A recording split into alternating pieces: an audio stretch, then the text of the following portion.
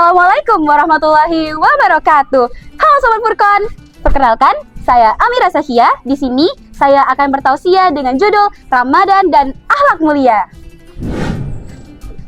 Jadi Sobat Furqan, apakah kalian tahu Allah memerintahkan kita berpuasa Ramadan terdapat dalam Quran Surah Al-Baqarah ayat 183 yang berbunyi, A'udzubillahi minasyaitonirrajim. Bismillahirrahmanirrahim. Ya ayyuhallazina amanu kutiba alaikumusyiyamu kama kutiba alal ladzina min qablikum la'allakum tattaqun.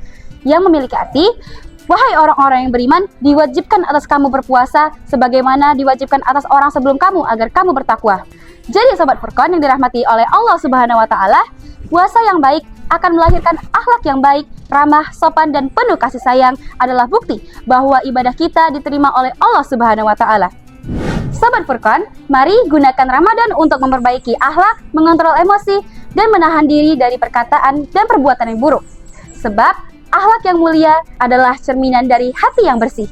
Selain itu, Ramadan mengajarkan kita empati, toleransi, dan kesabaran. Saat berinteraksi dengan keluarga, teman, ataupun tetangga, marilah kita bersikap bijak dan sopan.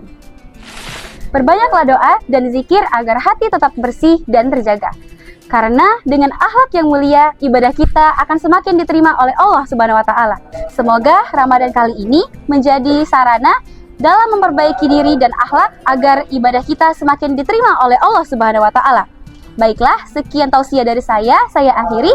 Wassalamualaikum warahmatullahi wabarakatuh.